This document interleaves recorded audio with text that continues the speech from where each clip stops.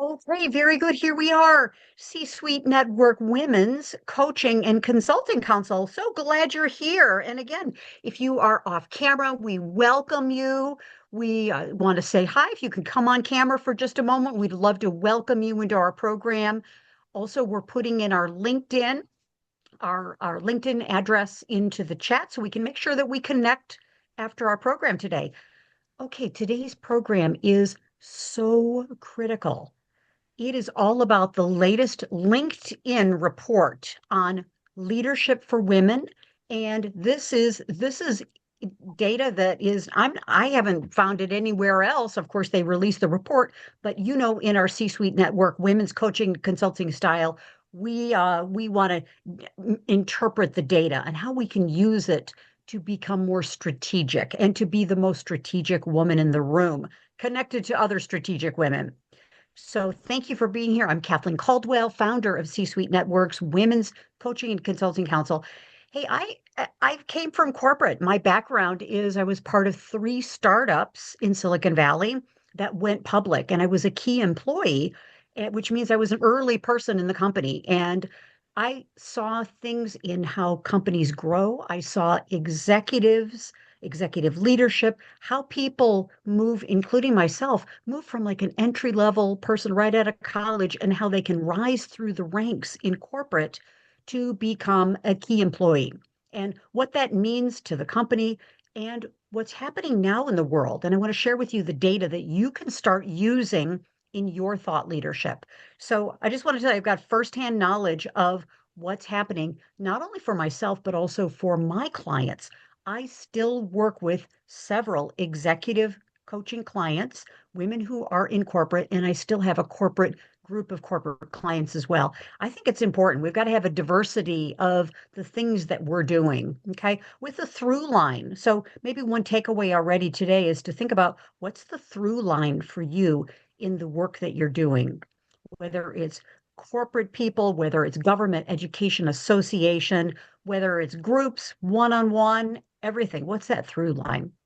So thank you. And I'd love to welcome our newest esteemed faculty partner, Kate Rosenberg. Kate is joining us. We're so thrilled. Kate is an executive coach. She specializes in women making transitions out of corporate into their next corporate job. Some are going to become entrepreneurs, but Kate has an excellent specialty in that she is releasing a new book and she's going to be presenting for our council in May. So we're very excited about that. And of course, a big shout out to our sister, Deb Career. Deb has got a new research project. We want to elevate her and her important research on executive leadership during times of transition with health concerns. Ladies, I don't know about you. I don't know of anybody who's doing this kind of research. It's really important because how does the company, the organization, continue to prosper when the leader of the organization is having a health difficulty? We're reading about it more and more, but Deb is creating this first study of its kind. So feel free, check out the study, forward it, repost it. Let's get a lot of people participating in this. It's an important conversation. Okay, so our topic today is, and I want to get your voices in here. What are you seeing? What's important to you? What are you hearing from your clients?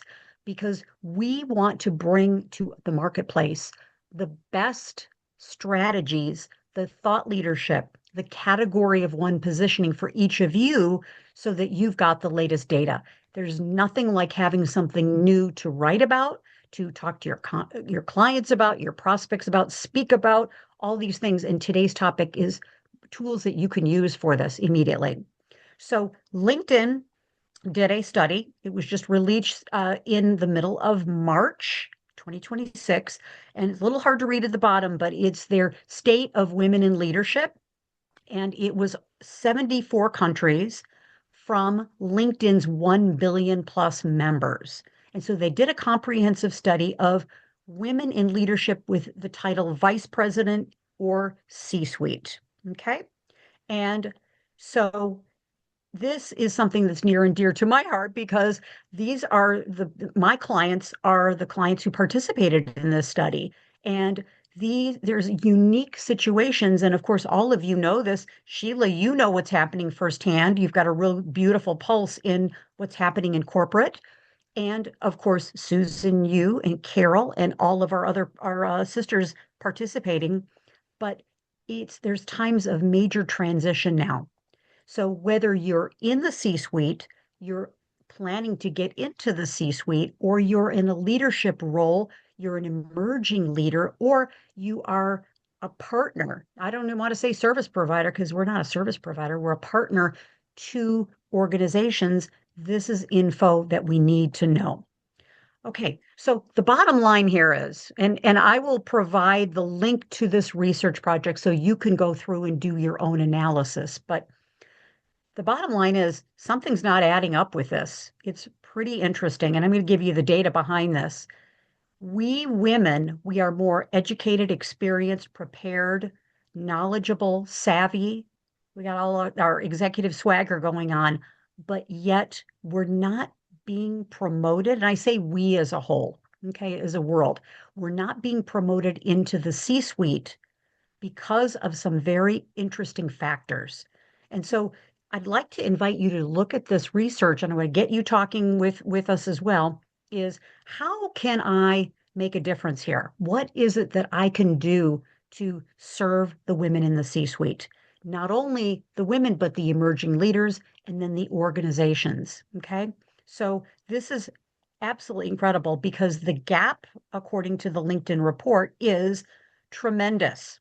Is 44% of women around the world are in the workforce. Okay. So we are mightily represented in the workforce. However, 31% are in leadership roles. The problem is this has not changed for decades. We're still at this holding pattern. Okay. So you can see the data here. We are moving, we're ticking up little by little by little, and of course workplace participation, but yet the numbers aren't changing. So women are not breaking through the glass ceiling in the C-suite. They're not moving into levels of leadership. Hence, if we look at this too, we also now know women aren't dropping out of the economy. They're starting businesses, right? They're becoming entrepreneurs. They're doing side hustles.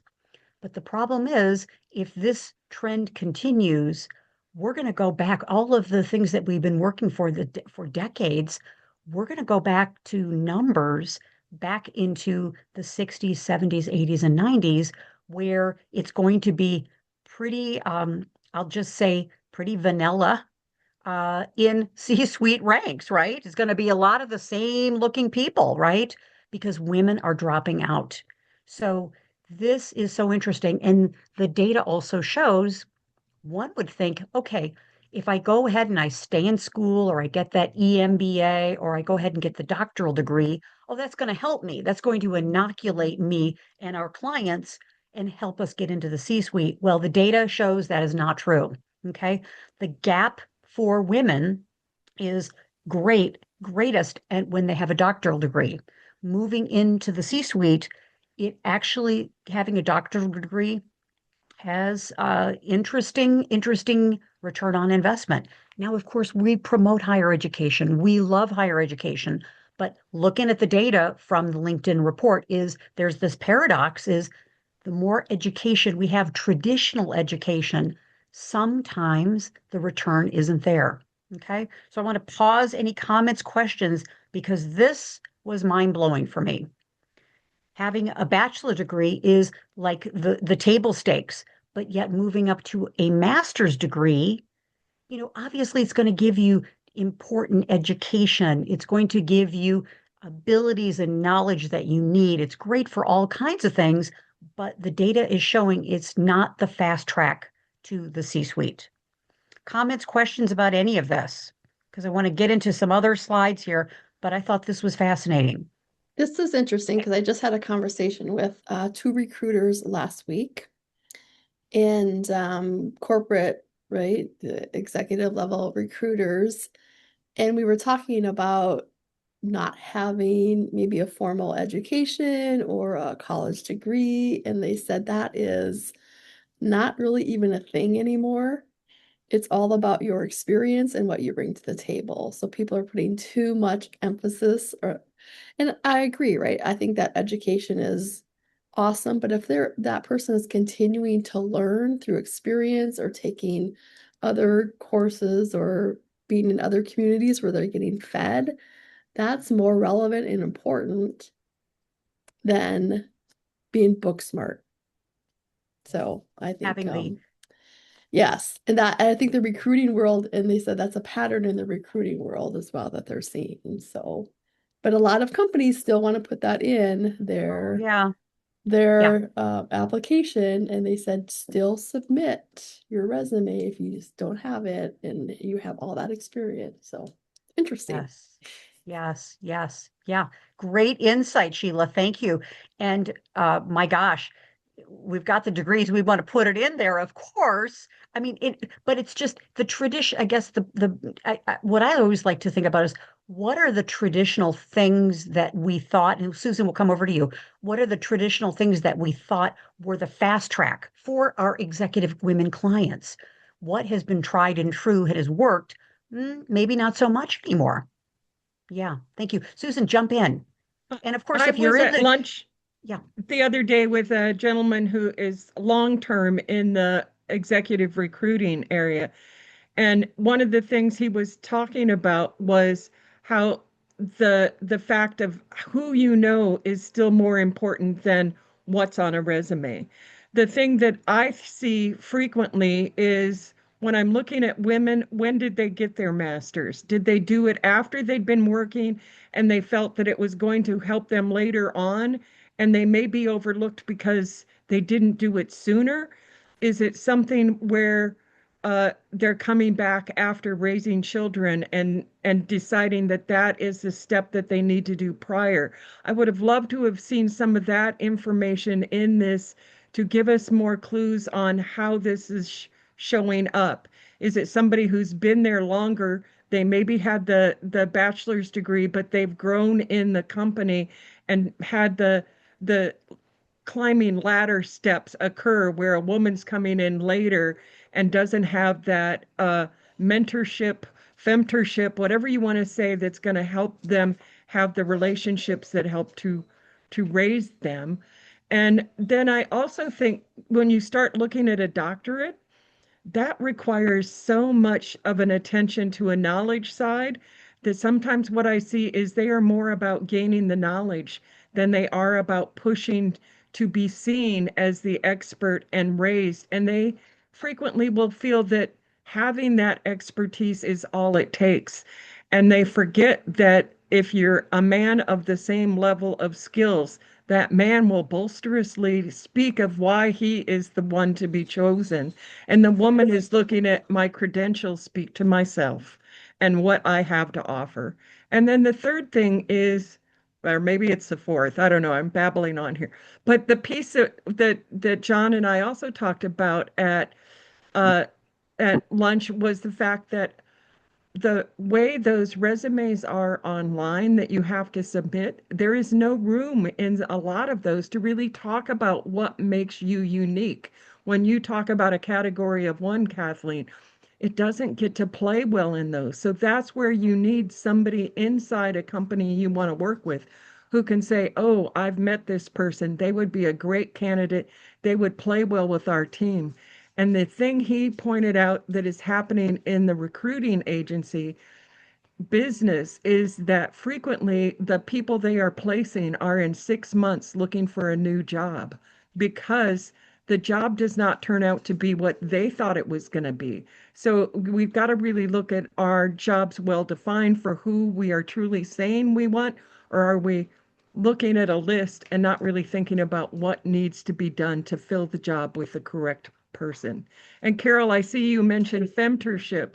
eWomen Network actually uh, trademarked Femtor a couple of decades ago, and I think it's a wonderful word to be able to share because so many people, when they think of a mentor, they do think of a man instead of a woman. But when you put it in as a femtor, you really start to think about how do we as women help to lift each other as we climb and help those that we know can climb to get where they want to be. Excellent. Thank you. Thank you. Yes. And thank you for all of that great data and validity there, Susan and Sheila as well. And for all of us as strategic advisors, thinking, of course, who are our advocates inside the organization, who are going to bring us in and speak for us and advocate for us. And also, of course, who are our corporate clients? Who are their advocates? Who are their sponsors? Who are they looking to? So that's one thing. But also, I'm excited to raise our awareness that if the path with traditional education is, shifting a bit, organizations still have mighty dollars to support continuing education and training for their employees. They know that one of the number one things to retain employees and retain talent is growth, right? So they still need to invest, and hey, we provide a tremendous opportunity to support that, okay, with our programs, our products, our services, coaching, masterminds, internal teamwork, boards, all the things that we've been talking about. So good. Okay, great. So let me share some other data for you that I think you're really going to love that is so relevant to our conversation. And by the way, if you're if you've got your camera off, we'd love to see you. And number two, if you want to put anything in the chat, if you have questions, Susan Younger is going to be monitoring the chat for us. Put any questions, comments in the chat too. We want to keep you involved. Okay. So according to the LinkedIn report, there are two moments for executive women that specifically is problematic. LinkedIn did the research, and I love this because what they're seeing is at the first promotion stage that if a woman in her corporate career, if she doesn't get that first promotion, she cannot then build that track record to move her up to the next rung, so to speak. And so women are opting out, women are leaving corporate at that if they don't get that first promotion. Okay. Number two, in the phase of a woman being at the VP level, moving to the C-suite. So LinkedIn did the analysis, and I think we've seen this, of course, with other studies, that women tend to, about 30% of the respondents said they're out of there. If they don't get that C-level promotion, that's when many women are vulnerable to leaving to another company, to leaving to become an entrepreneur, board member, other opportunities. So these are the two areas where corporations are losing talent. And this is really, really, really important. And all of these things, this is not by random, the lottery system. This is systematic. And this is where we as trusted advisors can come in and support organizations. So a couple more things that are really important. So we've got the education, traditional education is not really the traditional pathway to getting into the C-suite or to higher levels in an organization. Number two, the two times when women are very, very, very vulnerable to leaving the organization, becoming disillusioned, and maybe moving to other companies, and you get to provide services and opportunity for mentorship, teams, all kinds of great things, coaching, consulting, trusted advisory at those key levels. But this is very interesting too, is women are also vulnerable when it comes to the age that they are. So this is incredible to me, is when women are baby boomers, literally you can see they're 27% of the workforce, 18% in leadership, and we're moving down to Gen X, 39% of the workforce, 27% in leaderships, millennials, 45% of the workforce, 34%, and Gen Z. They're a very, very big part of the workforce, but in leadership, they're only 37%.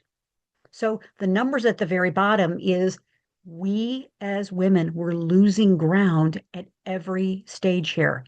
And, these I always like to think, ladies, you know this is opportunity here for for us to be able to support our executive and our leadership women. Combined with, we talked about this last week, the latest Gallup polls talks about employee engagement is at an all-time high. Hello, we know this, women are doing so much. I had a doctor's appointment for a checkup this morning, even before we started, and my doctor was firing at me all kinds of data about the latest happiness reports. Happiness is the highest of single women in the workforce. Okay. Happiness is also the highest for married men. Okay. But where are the married spouses? Where's our happiness? Okay. We aren't even in this happiness study that just came out. So I responded to my doctor to say, you know what? That's part of my life mission is to help bring the happiness to women who are married. And, part of being in the workforce, part of having a successful business is part of the solution here. So there we go. Okay. So let's get more conversation here is I want to talk about where the opportunity is for us as coaches, consultants, trusted advisors, and thought leaders is this is not necessarily a leadership issue. Yes, it is leadership. Yes, it is leadership development. Yeah, okay, obviously, but it's an issue. It's an opportunity for all of us for our business to position ourselves and position ourselves as advisory. So guess what? As we continue to position ourselves as trusted advisors, offering value, connecting, helping to solve expensive problems, guess what? Our clients need to do the same thing as well. Part of what we've been talking about is there's a mismatch in what sometimes we're speaking to provide that value. If we're talking about tactical kinds of things like productivity or inspiration or motivation, all this stuff, those are great things. But if they don't contribute to the bottom line or they don't help our clients be truly even more effective, strategic, and be able to get them positioned where they want to go, coaching will not get the ROI. Okay. So this is really a great opportunity for us. And, it's an opportunity for things like changing the leadership within a company, retaining important employees, and cultural transformation. So getting ourselves, knowing this data, getting ourselves in the right lane of how we can help organizations keep and retain happy female employees.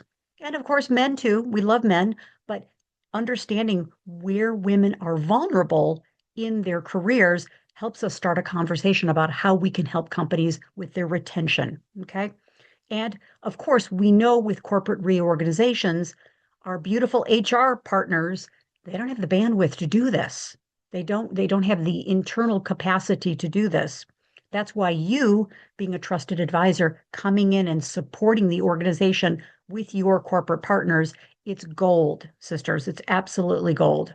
And I put this last line in here is helping organizations and people bridge that gap between their high potential, their potentials, and then placing them, as Susan was saying at the very beginning, placing them in the right job at the right time with the right resources. So the company and all of the teams, the employees, the whole supply chain, everyone can prosper.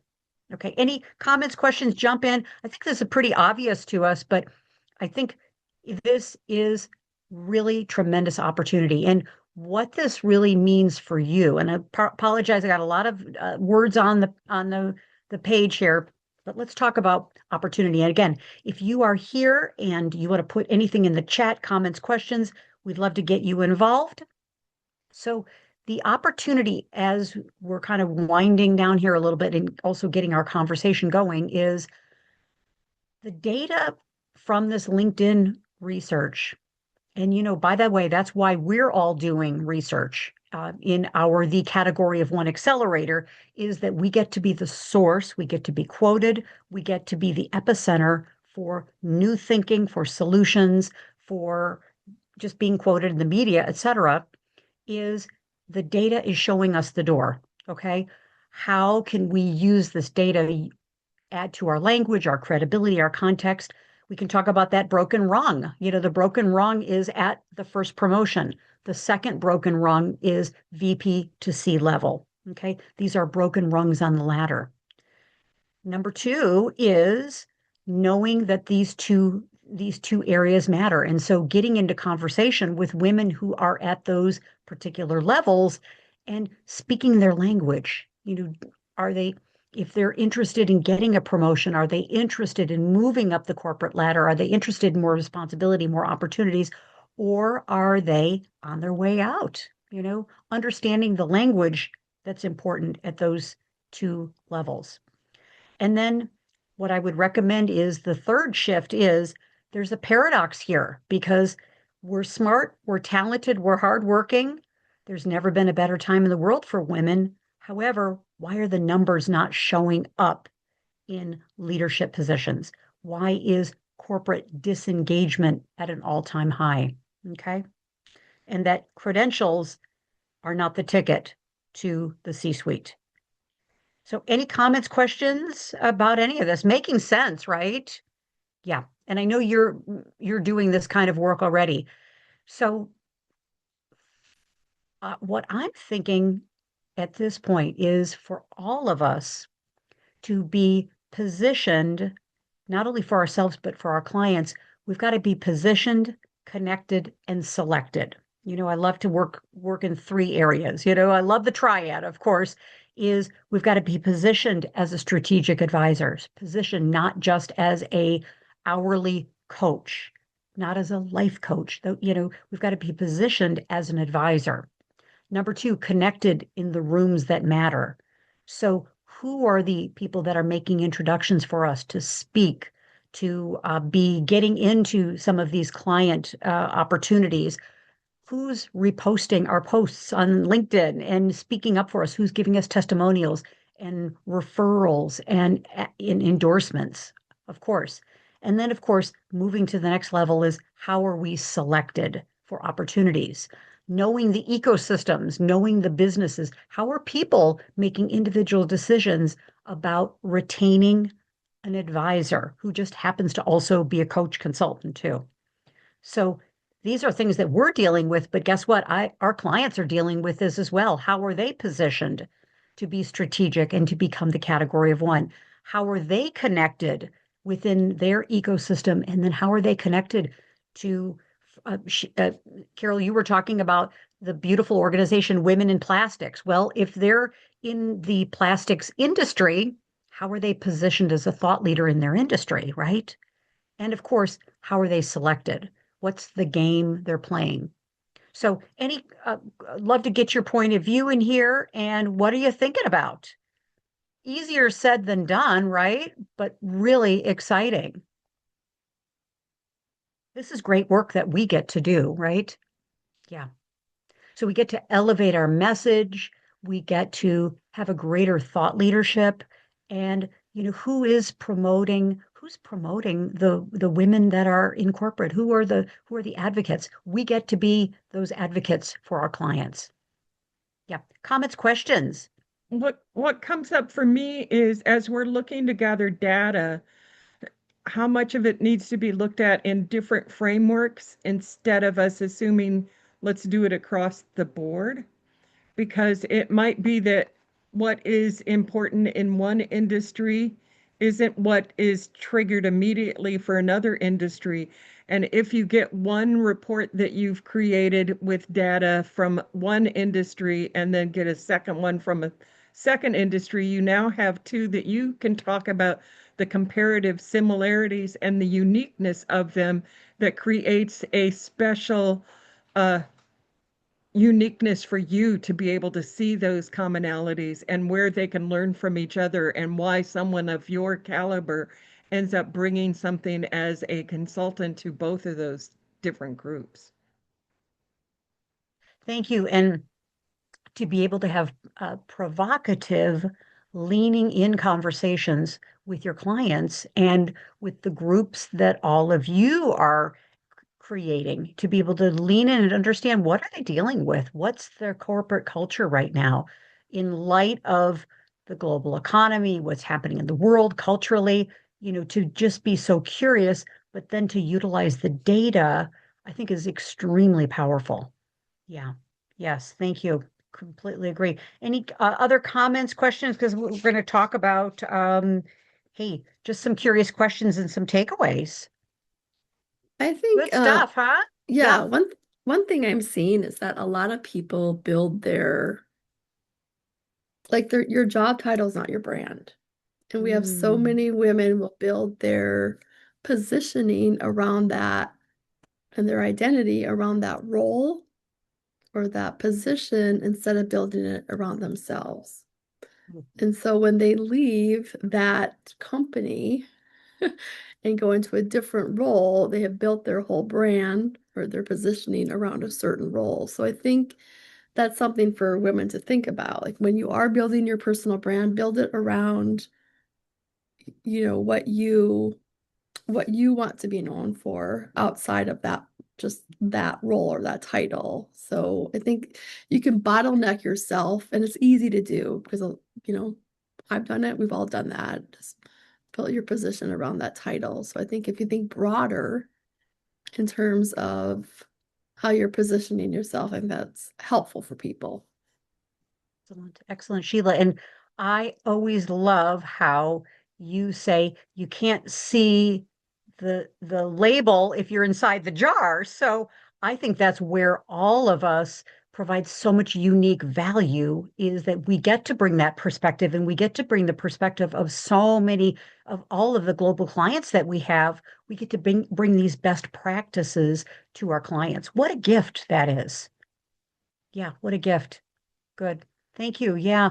The other thing that is important to me is that, and I know this for my own experience in corporate, is I was never really mentored, femtored. I was never really taught to be focusing in on preparing myself for the next job. I didn't quite know what that next career move was going to be. And I only had men to model. So the way I was moving was very aggressive, was very loud, was very ballsy, gutsy. And that wasn't really what I wanted. So I didn't have the appropriate education and visibility. Oh my goodness, if I was in corporate and I had the ability to be in a mastermind, in a council, in a strategy group to be able to get that, oh, eureka. I mean, it's incredible. So how many of our clients are they're building their brand, Sheila, for you, of course, and Carol and Susan and all of our sisters in the room with us is how many of them are building their brand on yesterday and not tomorrow? Hot, right? Yeah, really good. Good. Thank you. Susan, jump in. What it brings up for me is a remembrance from decades ago. And I had a group when I worked for a department store. I was the director of store planning, and I got that job when I was 28 years old. So that was a very atypical age to have received that. And that very much aligns with what you talked about as your first real big promotion, sort of a thing. But I had a group of friends within the department store, some that worked with me, some that were buyers, the guy that had the restaurant, somebody that worked in security. And we created what on Friday night, when others were calling it going to the bar, we called it our staff meeting. And we would meet at at a Fridays or someplace. But because we were all within the same company, we each had a unique perspective on what was happening with the totality of the company. And it allowed us to talk business sometimes, but also just get to know the people and what they were interested in. And for them, as they moved ahead in different directions, for them to know, hey, this was a person who had these interests outside of what they were expected to do at the job. And later in life, I had people calling that sort of a personal board of directors. And I think that is a businesswoman's best friend when you have others you have met that you may have worked with, or you may have just met at church or some social organization that you're part of, that you get together and have those conversations about what are you encountering at work, that you can help each other to frame a new way to approach it. It isn't then counting on who is above you in a leadership position or who is parallel to you. You stop looking at it as competition and you start looking at it as collaboration. Beautiful. Love that. And I think that's also, thank you for bringing that up, is it's part of the mix. I think it's part of the mix of having those conversations is do our clients feel that they can trust, that model? Because what I've heard is several of my clients have said, I'm very clear that I'm guarded and I have to be because that person I know is gunning for my job. So it's an interesting dynamic, interesting.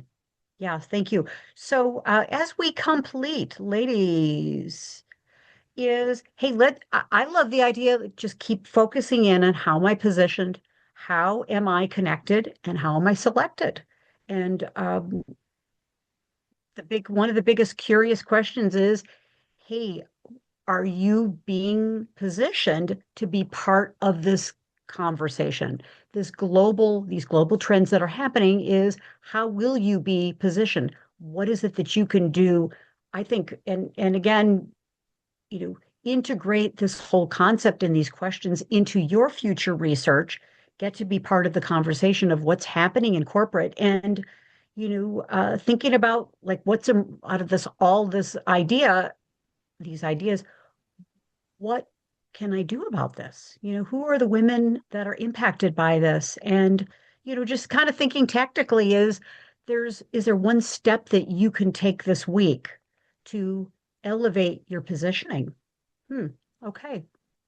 Or what is that one next step that you can take to elevate the conversation, your thinking? How can you move again from being considered a coach consultant into becoming the trusted advisor, the strategic advisor? And as you were saying, Sheila, is everything communicates. I quoted you in my C-Suite Network Thought Leadership article that just got published today about how to 10x the value you get from a council, a mastermind, a membership. So I quoted you as well, but I think it's putting all this in action is so critical. And so as we complete, we're winding down the category of one market authority study. We're going to be going through the end of April. And so we are gathering great data about positioning, being selected, what's happening for women coaches and consultants. It's the research is really exciting. And I cannot wait to release the data. It'll be out very soon. And, just thinking about today is how can we have and help our clients with this as well? Of course, they need this and they want this is how are they distinctly positioned? Are they considered the recognized authority in their organization, in their industry, in whatever criteria they're looking to measure? Do they have a specialization? Are they known for things, but at the same time balancing that they becoming indispensable. We talked about this so many times, Carol. That's part of your research too, is becoming indispensable and can be a liability sometimes, right? You can't be moved out of that position unless we learn how to build our bench strength. And then, of course, having visibility in all of these trusted networks. Okay, so we're moving into the category of one, and as we complete, we're moving from being a professional, capable professional, emerging authority, distinct expert, and to becoming the category of one. And Zintab, jump in. You've got your hand raised.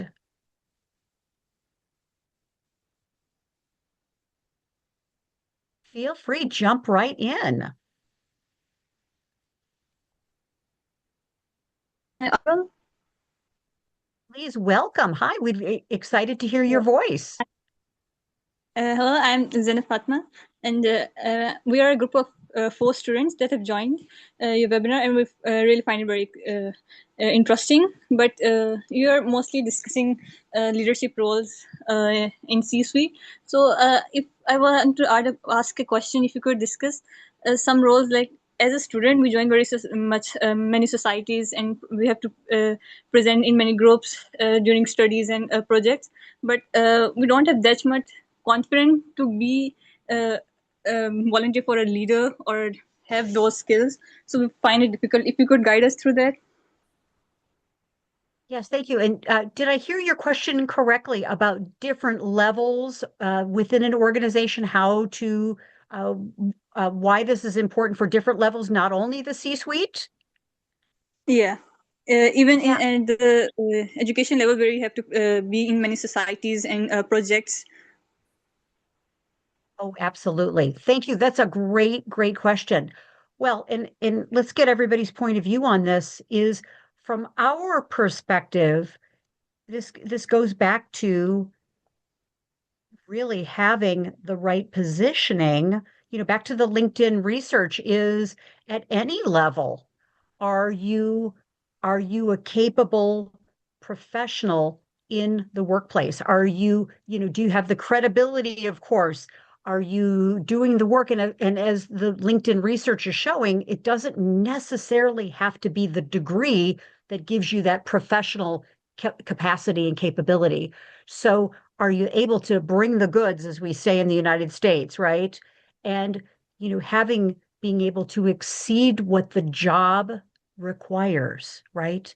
And to have the savviness about what is it that you're doing positively impacts the organization, whether it's a for-profit or nonprofit organization. How do you contribute to the positive results, right? So moving from that into what does the company need? What does the organization need at this moment? And where's the lane that you can step in and provide important value in the organization? So moving at any level from that professional level to becoming an authority, really drilling into your area of expertise and moving into being the expert, right? That you're known for the work you're doing, who you are, the impact that you have, and then to become the category of one where when people say, oh, I need to get this done, or I need to have this research done, or this is what I need, they know to come to you because you're a published author, you're visible on LinkedIn, etc. So, yep. Yeah, thank you. Hope that answers. Feel free also, if you'd like to send me a direct message on LinkedIn, and I'd be delighted to have more conversation with you about this. And Susan, you are jumping in as well. Yeah, and am I pronouncing your name correctly? Is it Zainab? And my dear, please, what I'd love to be able to share with you is Yes. that yes, please pronounce your name again for me because I will tell you I am lousy at that. Zainab. Zeneb. Great. Thank you, my dear. What I find is frequently people at a level that are not in the C-suite are very much powerful at engaging with their peers to create what's needed to be done in a job when they feel that they are being oppressed by somebody from above. They can collaborate together to help each other make sure they get through it. It becomes a way, how do you have those conversations that help you to find those in partnership to work together? So in education, it's helping the students to understand that you want to hear their voice, that they need to be able to speak up about what isn't landing for them. The being curious about the people that you are involved with, both above and below, in a way that shows a level of respect within the culture that you're working in, that allows you to open up a conversation without it being looked at as threatening. And that, I think, frequently some of us in the US have a harder time understanding because we are such a vocal and loud crowd sometimes.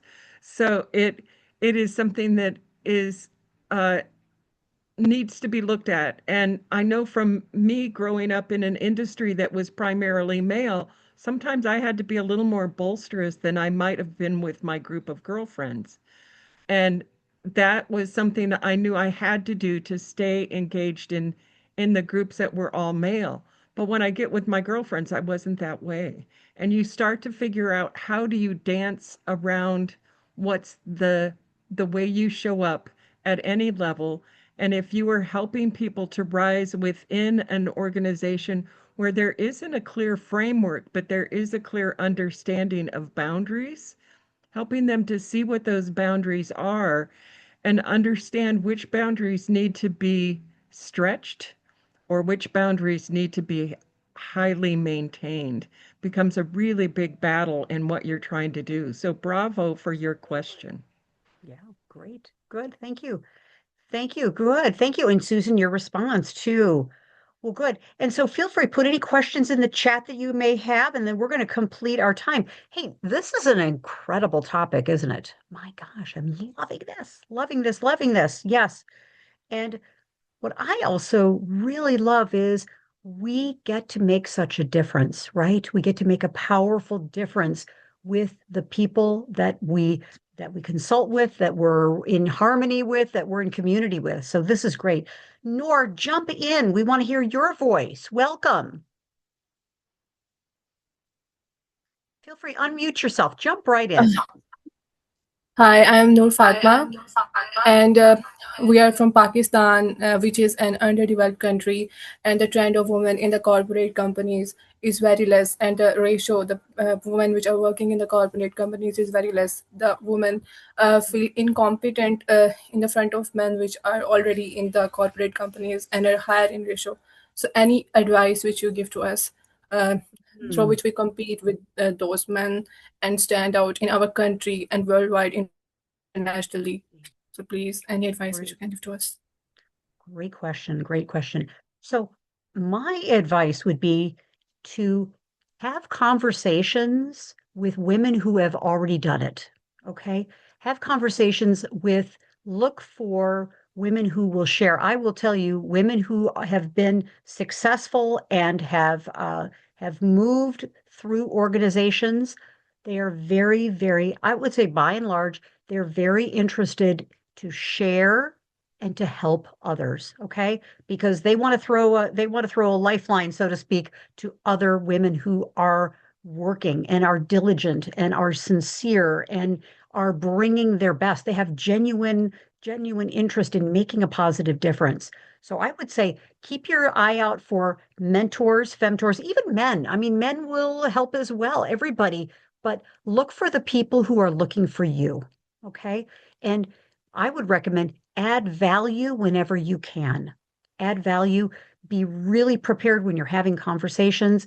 Help them, whomever's on the other end is, what can I do to help you be more successful? Or what can I help you in the work you're doing? So when you come with a helping spirit and a specific request, that will be very successful.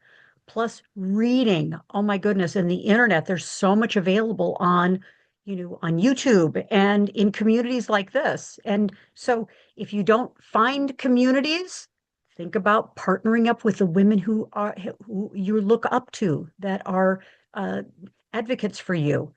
Find opportunities to partner. Good. Okay, great. Great question. Thank you. Wow, this has been super, ladies. Fabulous. Okay, let's complete our time. And, I also believe coming with a spirit of making a positive difference, improving the lives of others in the workplace and in the world, that kind of spirit is so powerful. And of course, being in a community like C-Suite Network, Women's Coaching and Consulting Council, our mission is to promote you as a coach, consultant, trusted advisor, showcase you and elevate you with a global platform. So we would love to have all of you who are in our chat and in the room here. If you are not yet a esteemed faculty partner or a founding member, feel free to go to c-suitenetwork.com. You can learn more. We've got an application process. Feel free also take a screen capture of this. If you have questions, get on Calendly and set a time with me. Let's have 15 minutes or so. Let's talk about your career, your business, what you're planning to do, and how our council can support you. Curious what your biggest takeaway is from our time together. What's your biggest takeaway? My gosh, rich conversation today, right, ladies? Really rich. Your biggest takeaway, and then we'll complete our program. Loved every second of it. Jump in. Your biggest takeaway. If you're off of video, feel free. You can jump in. You can put something in the chat if you'd like to. But in a kind of a bottom line, what's your biggest takeaway? Jump in. To me, it's more conversations with more people Excellent. with different outlooks. Yeah, thank you. Thank you. Very good. Thanks, Susan. Salam. Yes. I had a question. Basically, I'm from Afghanistan, and as you know, the situation of Afghan women and Afghan girls. So my question is that it was always my concern that how can I help them, and especially in education way. And yes, and my question is that especially in today's, how can I help them in every way that I can, but. Yes, this is my question. Thank you. Thank you. Parwin, I would say ask them. The best way to find out how you can help is to ask. What do they need? What are they struggling with? What are the opportunities? What do they so want in their life? And how can you be the connector and the conduit to helping them to get what they want? And at the same time, you then get what you want. So, yeah. So rather than trying to figure it out, have a conversation, cultivate a circle, bring people together. Coming from a place of love and contribution and sharing and making a difference, that will do it right there. Simple. It's so simple sometimes, right? Yeah. Thank you.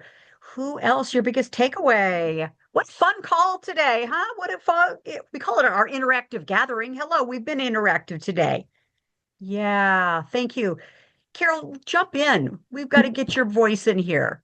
What are your thoughts? You've got so much. I'm sure things are percolating for you. Yes. Well, one of the things is it's simple, but it's not easy. Yes, exactly. Right. Yes. It takes something, doesn't it? Yeah. As with so many things. Yes. You know, the concept is simple. It's the execution that is not easy, just not easy. But for everyone, right? At any stage, yes, at any place, right? Yeah. that is for sure. Yeah. So one of the things that I've been writing about in my newsletter is about a framework called Seen, Trusted, Chosen. And just, you know, the stages that we have to go through, that first we put ourselves out there so that people see us. And when we've developed some credibility, maybe they can trust us. And then, only then, do we get chosen for opportunities that are possibly available for us. So, thank you. Excellent. Congratulations. And you support women and help and guide and mentor them and take them on that journey. And how fortunate they are, Carol, for that. And you too, as Susan, and for everyone on our call. Wow, very good. Well, sisters, thank you. I loved every second of it. My goodness. Go in and check out the full LinkedIn report. Big shout out to LinkedIn for all of this. And so happy all of you joined us today. Hey, we have important conversations in the C-Suite Network Women's Coaching and Consulting Council. Invite a friend, and when we do the repost of our program, it'll be out within 24 hours. Give us a little boost, give us a little repost, because I think this was a great, great conversation, like all of ours are. So thank you. Blessings to each of you. Let's go out and make a difference. Can I ask? Oh, yes, Hi. Aisha, thank you. Jump in, huh? I wanted to ask that how can we overcome our insecurities? That can be anything. That can be about our appearance or the lack of knowledge in a certain field, especially the male-dominated fields. Like we all are in a male-dominant field that is tech. And we all have a pre-medical background, and we are in a very competitive environment. So despite of all those fears and thoughts in our minds, we still show up every day, but we have to struggle a lot in this field. So like what should be our mindset about showing up every day and getting over our thoughts? Like what there should be a way, right? So yeah, that's my question. And Aisha, thank you, because we're going to have a special program about that. And we will have a special program in about a month. And we're connected on LinkedIn. I want to make sure that you come to that program and your sisters there, your colleagues. Let's make sure that we have a program, that you're part of that program. I would say in a nutshell, what are you focusing in on? Are you focusing in on the fear, the uncertainty, whatever that is, the cup half empty, or are you focusing in on your strengths, what you can do, what you will do, making a difference? Where's the focus? Yeah, thank you. Any other I ladies want to, in a nutshell? Yeah, go ahead, please. Easy to like say. It's a full program. My goodness, yeah. I will say that we have a learning mindset, but the fear of failure sometimes like pulls us down, and our thoughts are mostly filled with those things. Right. So, may I suggest have a plan and work your plan and just take one small step. I love just taking a small step. We don't have to do the whole thing today, but putting the more success that we have, the more actions we take, the more evidence that you create and that we create for success, that's going to build up that track record, right? And of course, we've got to take a lot of risks, right? But you can take calculated risks and just take one small step. Yeah, we're going to have a program all about this. This is great. Good. Thank you. Susan, bring us Aisha, home. Yeah. Aisha, that's where I would suggest if you have that group of other women that are at that same sort of level as you, when the thing I remember most about my girlfriends when I'd be in a situation where it wasn't great is thank God we were not all at the same level of fear at the same time. And sometimes when we're feeling Right. the fear, we need to be able to reach out to a friend and say, Yes. here's what's coming up for me today. And let them pour into you for what they know you to be great at, what they know you to have a heart for caring about, what they know you have the ability to do that you are questioning in yourself. And that to me is that personal board of directors. It might involve a mother, an aunt, a sister. It might involve just friends you've met through education or through business. And let them be willing to give you those boosts when you know that you are in what we frequently call that monkey mind, tearing down what you are the best at. And truly Beautiful. feel free to reach out to any of us in this group on Yes. LinkedIn Yeah. and know that we are here for each other. And that is part of what makes this a beautiful group to be in linked arms with, so that we can lift each other, and that when one of us is down, there's somebody who can help to lift you. Excellent. Excellent. Well, Thanks, on that that means a lot. note, thank you. Go ahead. We've got to complete our programs. We've got another program starting right now. And Aisha, what I'm going to do is make sure that we're connected through a DM on LinkedIn. And I would love to get all of your questions. And then we'll have a program where we have our esteemed faculty focus in on this, and you're going to get great wisdom, great guidance, and we'll make sure that we answer your questions properly, with even more detail. Okay, good. Thank you. Okay, sisters, thank you. Glorious as always.